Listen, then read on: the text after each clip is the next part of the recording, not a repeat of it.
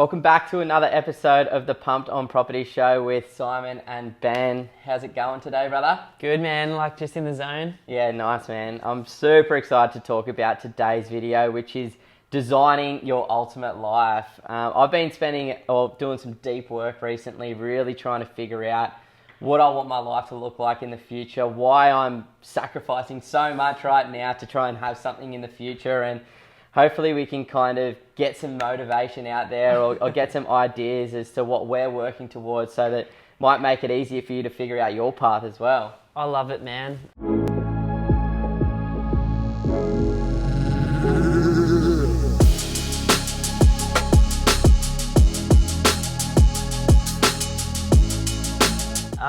Like something you've said recently a few times is deep work. Like, what does that look like for you? Like, sure. What is that? Yeah, cool. It's something that I've learned just through like meditation personally.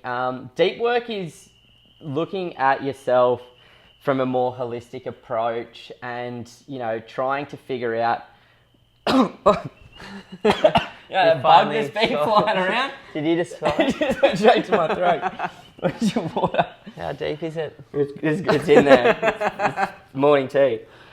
A bit of protein never hurt nobody. Washing down with my water bottle. Sorry, guys.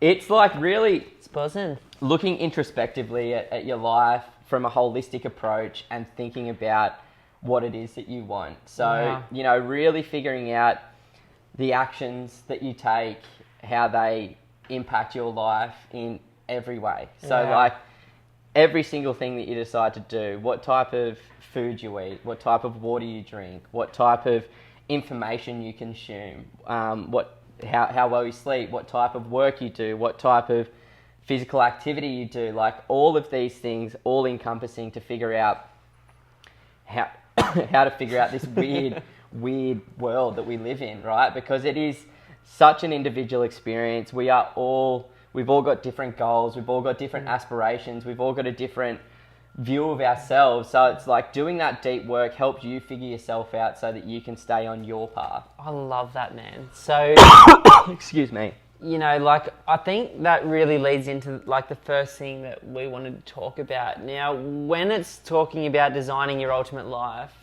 I believe that for those lucky enough to be like living in Western society, financial freedom should be the starting point to like all of that. I think part of this concept of designing your ultimate life comes back to, or for me, I really started to think about what I wanted when I decided that I wanted choices. You know what I mean? Like, I love that, yeah. When I decided that I could have a different life than what I'd seen, but I had no idea at the start what that life would look like. Yeah.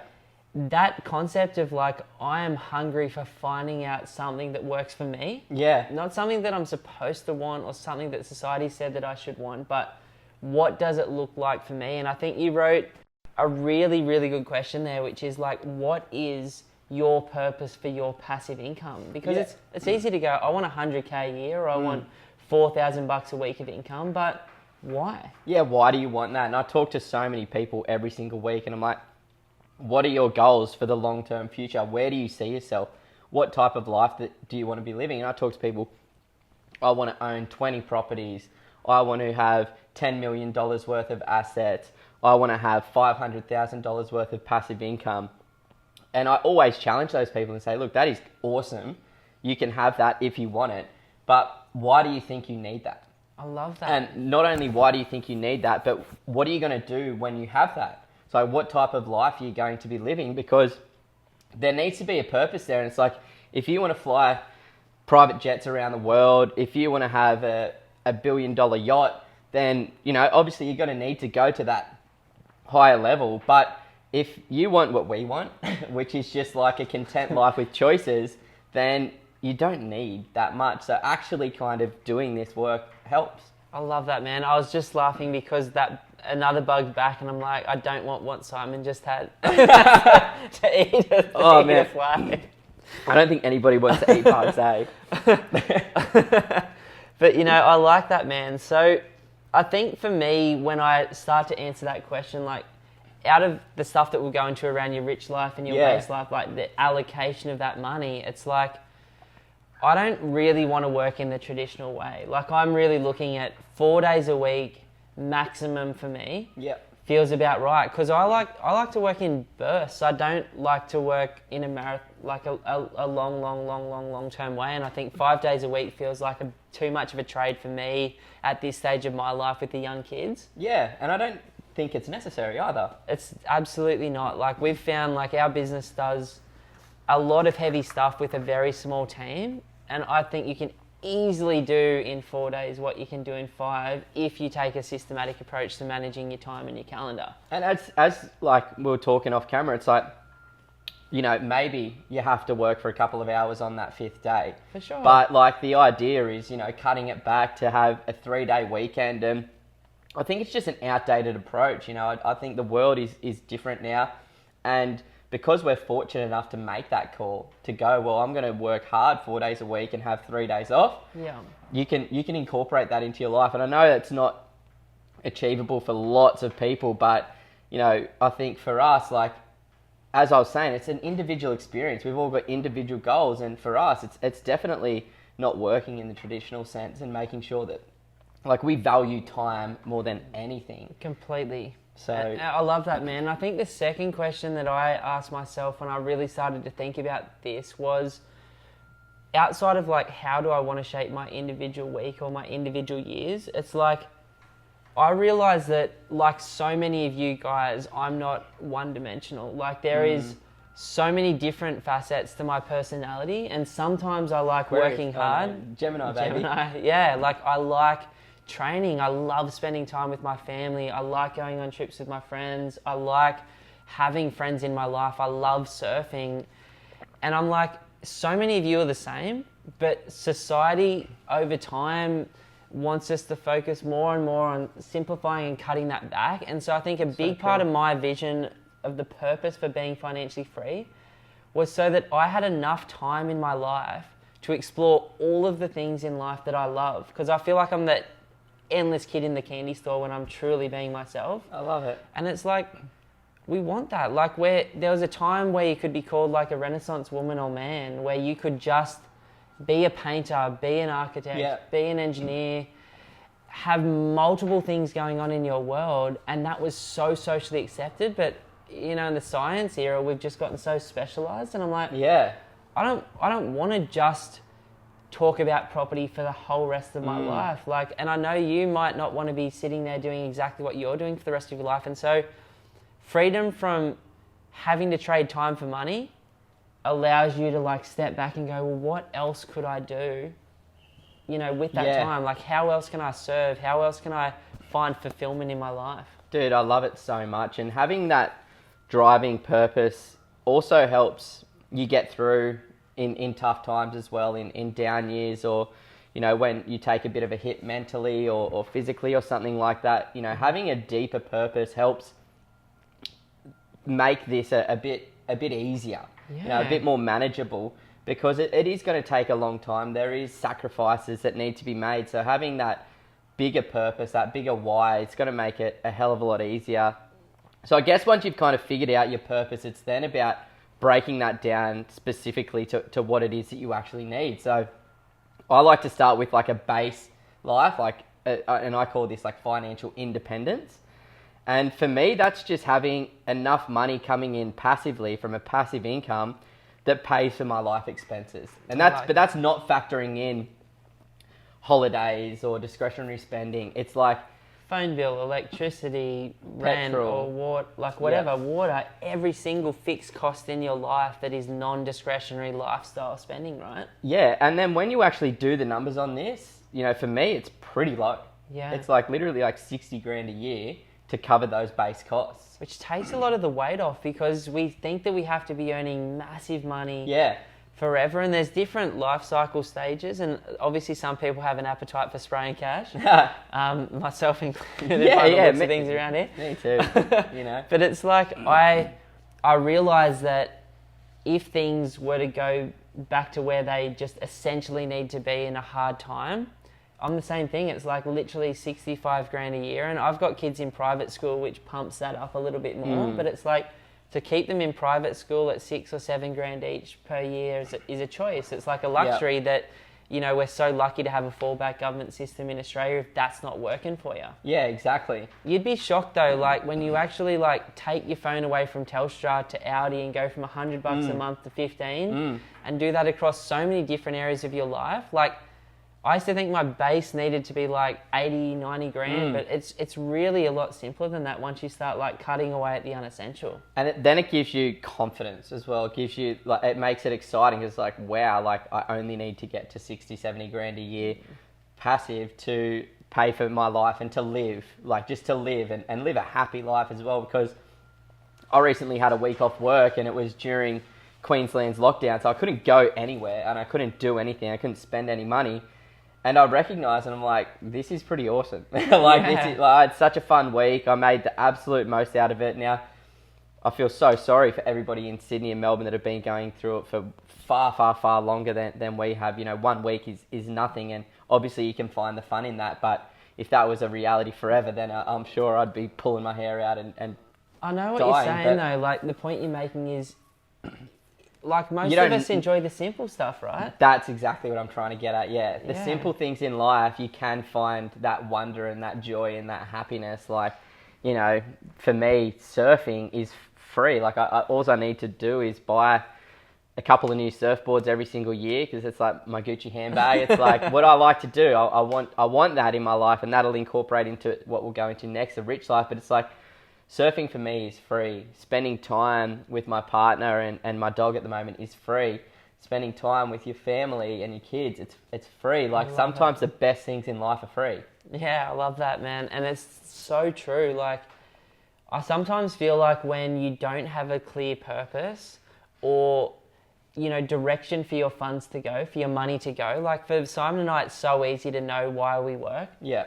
It's because we enjoy it and we love serving in this way, but it's every dollar that I earn that I don't spend is a dollar towards financial freedom to get me another dollar in the future that I never have to work for again. And it's like, if the reason you work is so clear, like when I was 24 through to 30 working for other people, like I absolutely never had a problem with the work or making the money, because it was like, as soon as I've got a deposit, I'm buying a property. So it's like every week when I looked at my paycheck, I'm like, I'm another $500 closer to where I need to be. And another week closer. It was it. And it's like, I think having that bigger picture, like pulling you through, will enable you to, like, you know, shake out all the shit that just doesn't matter, that isn't meaningful, that isn't you being your best self. It is just socially constructed to do it in that way. And I'm saying, like, let it all go and figure out what you need and want, and do it, and like follow that pull, like that calling towards your best self. You know what I mean? This is, I love hearing this stuff, man. It's so exciting. You know, for me, to figure that out, I've only just done it within the last couple of weeks, which is kind of what sparked the interest for this video, which was putting together a spreadsheet, which I hate doing that sort of stuff. You know, I'm not that kind of guy. I don't love the admin of like tracking absolutely everything that happens. I know you don't mind it a little bit more. My partner Tate loves it.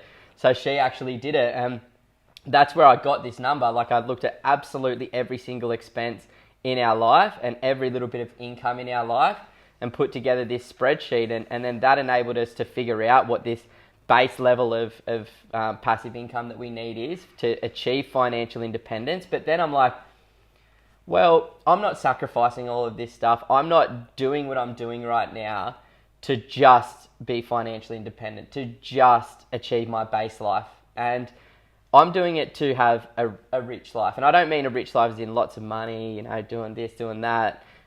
It's actually doing those things that are far more important to me, like having the choices to, as I said, buy the surfboards, to go on a surf trip, to go on a snowboard trip, to you know, eat way better high quality food from the local farmers sourced just around the corner from our house, to go out to the nicer restaurants, to buy the high quality clothes, to buy the nicer cars. Like, because to me, sustainability, like environmental sustainability is important, and I want to make sure that I'm doing my little part to help that. And, that is by eating better food and buying better products and things like that aren't taking advantage of other people to get them. I love that, man. This is the beautiful thing about like this whole conversation, because designing your ultimate life is really about figuring out what you value and then living those on a daily basis. Yeah. And it's like sustainability is so important to both of us. Yeah. And it's like,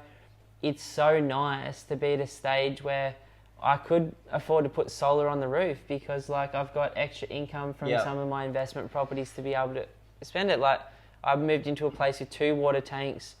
I wanted to be completely off the grid, which like I've just put 2 more in. It was expensive. That was a fucking landscaping disaster down there. I was expecting to put 2 tanks in for 5K and it ended up cost me 25 because I had to, one of the tanks was falling into the neighbour's fence. But you live and you learn. So I get that for the next 30 or 50 years while I'm at this home. Exactly. And the cool thing is, it's like that sustainable lifestyle actually is more cost effective over the longer term. Well, I'll get ROI on that within 50 years. My kids will get it, or the next guy that buys a house. But I like it, and it makes me feel good, and it's like you're doing your part, and you can afford to do it because you've created your rich life. The rich life. I've never heard this until you mentioned it this morning. Base life and rich life, but it's like so many of us go for just enough. Or too much. It's like, what about if you went for what you really want and thought about that? And it's like, okay, well that lifestyle is $3,000 a week. Yeah. But most weeks I'm only spending $1,000 of it. Yeah. It's like, but when I want to spray it and I want to be, my version of myself, like spray it. Yeah, and that's a part of like having that rich life as well. Like I think, base for me is about 60 right now. I'm sure once I have kids, that's going to go up probably an extra 10, 20. And then it's like doubling that is for the rich life to have all those choices. It's going to go up more than that, man. But yeah. Yeah, it'll go up. Yeah, whatever it does, I'll figure it out. In food. Maybe, per kid, per year, per month. No, who knows? But we'll figure that out in due time. And I'm not stressed on that. You don't have to think about that. It'll work its way out. And but like having that, and it's like, you might only spend 1K for 9 months of the year, but then those 3 months you might spend that little bit more, but then it's just going to accrue. And then it's like, how epic would it be what we talked about the other day? And it's like, imagine we could all put in 10, 15 grand once every few years and take the whole family on like an epic holiday to Hawaii or to like I love what you Bali said, man. or something like this. Buy a place worth 400K in Brisbane now, the market will do whatever it will do, and in 10 years time sell it and just have maybe $300,000 that sits in a kitty that anytime we ever want to go on a family holiday for the rest of our life, can put 20 grand down towards it, pay for the whole family to fly to Europe for a month. Yeah. That's a reality of this. Like you can design it any way. And one thing that Simon and I are really, really good at, and I know you're good at as well, is sitting down and thinking about what you want. Now, you can write it out as like, it's 15 years from today, I'm so grateful for this life. Or you can goal set it forward, like I would like 150 grand a year of passive income or 3 grand a week. You can visualize it with your eyes closed at night. But what I like to do as like a numbersy person is you've got your portfolio now, and in that spreadsheet that you've created, it's like, this is where I'm at now.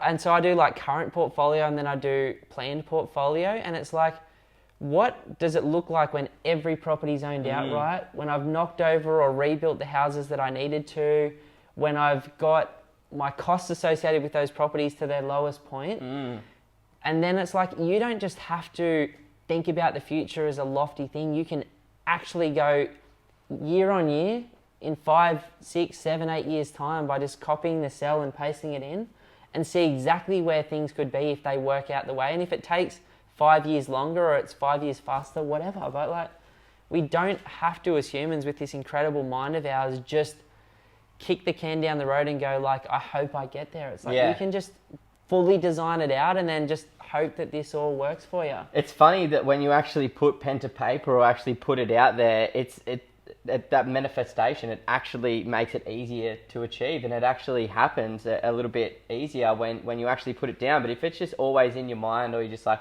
I'll just keep working and then hopefully one day it all works out, it's like, nah, let's manifest this. Let's create this. Let's figure out exactly what I need to do to make this happen, because we're just trying to get time back. We're trying to give ourselves choices, give ourselves freedom. And I always think about what you're trading today to have what you have. And most people are trading 40 to 50 hours per week to have what they have right now. Whether it's a 80 grand a year income, 100, 200, 500, whatever it is, you're trading time for that right now. What happens when you no longer want to trade that time? When you're burnt out, when you've done too many 50-hour weeks, or when, you know, you're doing 50-hour weeks and now you've got 3 kids. It's like, what do you want to do at that point in time? And it's like, there should be time, there should be effort towards identifying that lifestyle, identifying that period of your life when you get there. And I don't know how much it's going to cost when I have kids. I don't know what my values, what my priorities are going to be when I have kids. But I know that it's all going to work out. And I know that, like, if I continue doing what I'm doing, continue to track the numbers, it's going to work out. I love that, man. I think, you know, as a parent, you kind of, it fast tracks the thinking about the use of your time, and it fast tracks like how much, like I would be considered, like, I would say, like a really present parent, but a really selfish one as well, because I still hang out with mates, like I still train, I still surf, like I still come to work, and I still try to be an actual functioning human, not just like, I've got so many friends that are just all in on this thing, and I'm just like, bro, like, what does that look like in 15 years when your kids don't want anything to do with you in their teens? Like, because that's coming down the line. Like, they just want to be with their mates. Yeah. And you're just a taxi for them, and hopefully like you know, hopefully you've had the time and you develop that bond. But what if you miss it? Like, what if you don't get that time with them in the early years, and by the time they get to teens, because you haven't built that meaningful relationship with them, they're gone? Or what if you transfer your anxiety and fears of like never having enough, or you don't show them through your own leadership how to achieve the life that they want? And as a result of that, like, there's that thing that I like, it's like, you didn't do it, man. Like, don't fucking tell me what to do. Like, you know, I'm going to design it my own way. And, you know, part of doing that is like breaking away from it and figuring out your own route. Yeah, I've never even thought about that like that. I guess it's only a thing that a parent would think about. I think about it. I'm like, these little people are little. I don't think about it. It's like my psychologist got me thinking about it. Yeah, it's like, nice. You know what I mean? It's like, and then when he got me thinking about my values, it got me thinking about, well, how am I living them? Yep. And then by looking at how I was spending my time versus what I say is important, I went, there's a disconnect. Like, I put my family at the center of stuff, but like, how am I showing them that on a day-to-day basis? And each time I felt twisted, it's because I was like, you know, of course I'm twisted after working a 16-hour day and not putting my kids to bed. Like, you know what I mean? Yeah. Anyone's going to be frazzled from doing that. And so it's like, this designing your ultimate life, it's like, well, what if it could be anyway? Like, what if it could be any way you design it to be? What if... And I think it can. What if you wanted to drop the kids off at school every day and just work school hours? Like, how could you make that work? Or what if training's a really important priority for you, like it is for me, but instead of doing it in the morning before they go to school, like I used to for their whole life, I went, shit, they go to bed at 7. Yeah. Like, why do I have to sit in front of the TV for that hour? Why can't I just do that movement at that time? Well, I'm so exhausted. It's like, fuck, man. It's like, I value health and my kids, but I'm not prepared to sacrifice that time. Yeah. Like, time is such a scarce resource, and I think it's what everybody's fighting to get back. And actually having a think about this and go, rather than just doing it and then being like, oh crap. Like, how often do people say, oh my God, can you believe it's already August? Like, you know, I've heard that like 9 times this week. Yeah, on calls, everybody is always saying, oh, how fast time flies. Like, you know, I can't believe this is already happening. It's like, time just gets away from you. So if it's always just something you go, oh, I'll do it another day, I'll think about it another time, I'll get to it in the future, that's time wasted that you could be like focusing attention in different ways, or recognizing that, being like, okay, well, I want to make sure that I can spend the maximum amount of time with my kids. So how can I change my life to do that? And it's like, maybe if you don't want to train at 7 o'clock at night, you can try and train during the day, or 6 a.m. before they get up, or during the day during your lunch break. You know, I know fasting is the best thing for longevity. So like, hey, take a meal off and train instead. I like it, man. Like live for longer with those kids. It's funny that you say this stuff because every single part of this is a choice. And like, when you have unlimited choices because you're not caught up with the things that don't actually matter to you, and like start letting go of those things, like it's exciting. Like, it's so exciting to put pen to paper and go, what do I really, really want? And also, like, how can I be smart with the use of my time? What I've realized, right, is now I'm starting to get some of my time back in my life towards like the things that are most important to me. Time is beginning to bend and slow again. It goes real fast for a while. If you're always living in the future and missing the moment, if you're always living in your head with the thoughts, like, stuff goes like real quick, fast, man. Because it's not quicker, it's you're not present, and because you're not present, you're not noticing the things that make it full. And it's like, time can also, like, we've got the same 24 hours in the day. Like, you know, how did you over 4 years go buy 4 properties with that same 24 hours a day? Like, how did you surf 300 times last year? How did you train 150 times? Like, how did you see friends 150 times last year? How did you do all these family trips? Yeah, like, how did you figure out a way to do all of that and still be in a really high performance job helping hundreds of people a year do their thing? Like, I got an answer to it. I thought about it. You thought and about it. I did it. I thought about it, then I actioned it. It's like, well, what life do I want? You know, I've been thinking about these things for a long time, and I implement those things. It's like, okay, well, what brings me joy? What brings me happiness? And how can I create a life that enables me to live that? Love that. And I do it, and it's so true, man. Everybody makes excuses that they don't have enough time, it's just not the right time right now. But that's just a story that you've created in your head to justify not doing anything. I can be brutal. Like, sorry for people out here that just be like, Simon, you sound like a wanker. But I am a kind of straight to the point guy. Like, I'm gonna. You are a wanker. I'm a bit of a wanker too.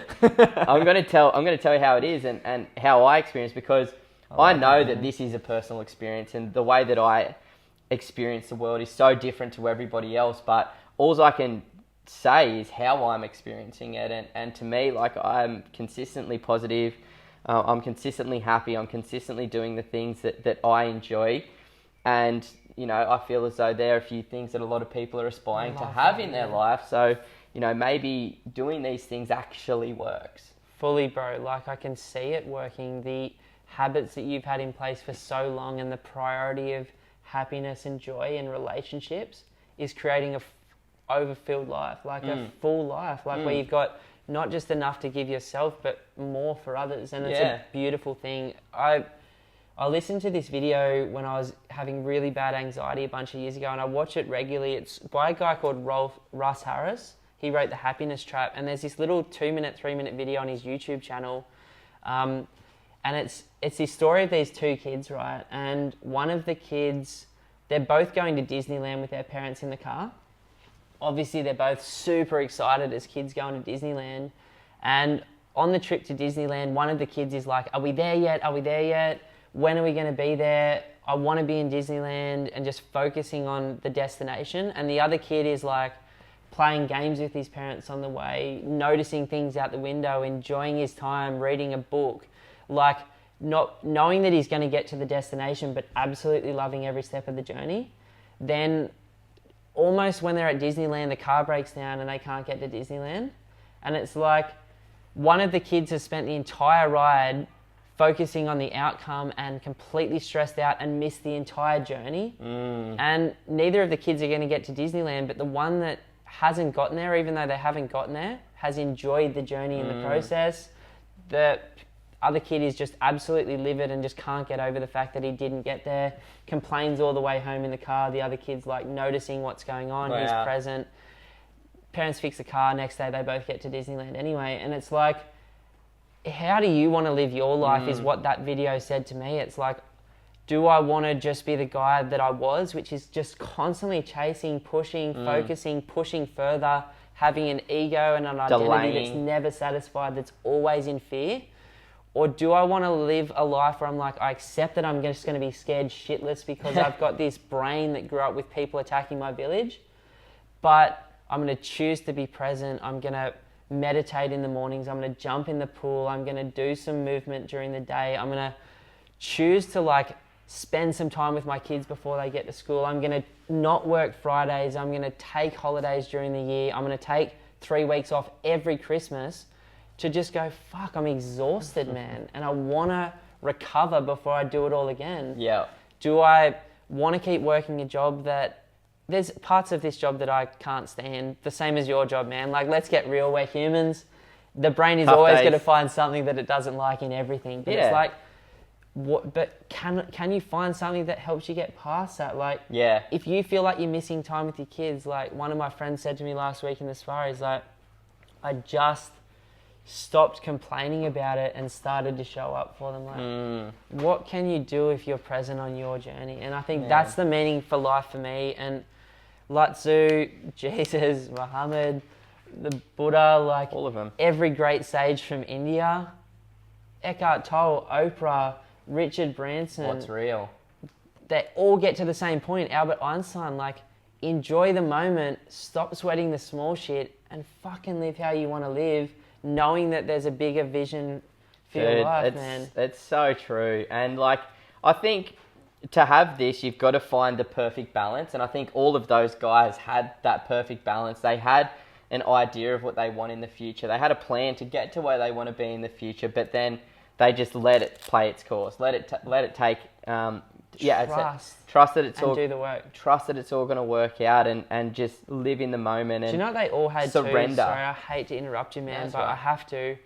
They all had an experience of working 100 hours a week, and they went, I don't want that. Because it's easy when you're working 37 and a half hours a week. It's just enough to not completely cut you. Go work 60. I highly recommend it. Go work 100. See what you feel like after doing that for a week. See what you feel like doing that after a year. You will naturally hit a tipping point and tilt, and you will want to find balance. Like, you're one of the few people, man, that I've ever met that didn't have to do it that way to get to here. Yeah, like I was going to say, you can either do that and see other people do that, or you can go, that's going to happen if I do it that way. Why not just change it before it happens? I love that, man. And like, you're so proactive with that. I've never seen, honestly, in my entire lifetime, someone able to get things without having to experience them. But, you know, I've had to experience them, and I'm like, I'm glad I have. Most people kind of do, I think. Yeah, it's a beautiful thing. Whichever way you get there faster. Yeah, just get there. Yeah. Man, when you were talking about that like parable, I think it's so... Of the kids in the car. The kids in the car, I really like that. It's so cool. And, you know, I think we've all been that kid as well that's like just chasing the goal. And then you get to the goal and it's like, oh, it ain't all it's cracked up to be, you know? Yeah. So it's like you can enjoy the journey knowing that that's the only thing that like you have right now, because things are going to change in the future. But like I've been reading this book recently. It's Tuesdays with Morrie. Super popular book. It's such a cool book. But it really changed my perspective, because I related a lot to, I forget what the author's name is, Mark Alban. That's right. He's an epic dude. Really good writer. But, you know, he had this life, and, you know, he at university had these ideas about who he was going to become, what he was going to do, the life that he was going to live. And I feel as though, you know, when we're young kids or when we're at school, we all have that. We're like, oh, I want to be a fireman when I grow up, or I want to be a scientist when I grow up, or whatever it might be. We have this vision for ourselves in the future, but then something changes. And that's what this guy recognized. He got into the real world and he realized that, oh shit, I can't just do whatever I want whenever I want. I need to actually pay the bills. And that is a reality that we're all going to find. But it's like, what if you could try and monetize that passion of yours? Like Gary Vee talks about it all the time, especially for people that are younger. It's like, just figure out what, and you say it as well, figure out what you would do for free, and then do that, figure out how to monetize it. Like, we've all got so much time. But in that Tuesdays with Morrie, he's just like, oh, I got out of school, I got the job, I chased the job, and then all of a sudden, like, I'm, you know, in my 40s and I'm an unhappy person. I'm working way too much. I don't have any of the things that I wanted in my life because you can justify like the means to the end is what you're doing right now. So just flip it and go, cool, that's what everybody's been doing forever. And how's it been working? Is it working for you? Like, is it working for you? And then you've got the other guy, Maury, who's just like been the complete opposite, always done things in line with his values, always, you know, given back to people, live with purpose. And he's on his deathbed and he's happier on his deathbed than this guy is with like a complete health. And it's just like having that idea that like, cool, we are all going to, and sorry to get morbid, but we are all going to die one day. That is a reality. We aren't immortal. We are going to die. And it's like, well, if that's going to happen, think about how you're going to think about your life when you are going to die. And, you know, that's a part of the deep work that I do. It's like, okay, well, you know, this is all going to come to an end one time. And you always think, oh, your life flashes before your eyes when you die. It's like, what do you want to flash before your eyes? Before you die. Before you die. Like and now. Go do that. Go do that. You know, I read this other thing. It was like, oh, it's in the same book. And he's like, I actually had my funeral before I died because I wanted to hear what people would say about me in my eulogy. And he's like, all these people are saying the most amazing, the most beautiful things about me. And I'm like, it would have sucked. I got to enjoy the day with them after. What an incredible scary thing. But I think having that idea of like, cool, we do have only a finite amount of time. How do you want to live it? And that's why you want to design your ultimate life. That's why you want to spend time focusing on what it is that you want to be doing every year, every month, every week, every day, every hour, every minute, to enjoy that journey, because one day we aren't going to have it, and you know, you want to make sure that you've made the absolute most of that journey. Man, that's just so powerful. Like, that was just so grounding for me. I love that. It's like there's a lot of different things there. I didn't have the best way of communicating it, but I hope it made sense. Like, this is why we do what we do. And like for me, I can sacrifice the tough days, and that I've got a reason and a purpose during those tough days to pull me through. But then when I've got me time, when I've got free time, I make sure that what I'm doing there is in line with the type of person that I want to be. And we have chats about it. Like, I still do things that aren't in alignment with my values because we all do. We all humans, do. Right? Yeah, we all do. But it's like trying to minimize that and trying to be mindful of that. Okay, you know, I had too many beers on the weekend. I didn't end up training, and you know, I feel a little bit anxious. I feel a little bit under the weather coming into this week. It's like, okay, well, don't do that. Yeah. I mean, at least that's only every week from Monday to Wednesday for you guys. It's like every week. Oh, I got up with the boys again. It's like, sick, man. No, it's like that's a life cycle stage too. And I'm just staring. That's not how it is at all. Every second weekend, I mean. But like, there's this quote by Winston Churchill. I don't know what it is, but it's like, the paraphrasing it is like, be in the arena. Like, yes. Don't be the spectator to your own life. Like, since I started Pumped, I have never ever been belted more. Oh, bro. More uncomfortable all the time. Like, more scared. Like more emotional. Like, more hurt, vulnerable.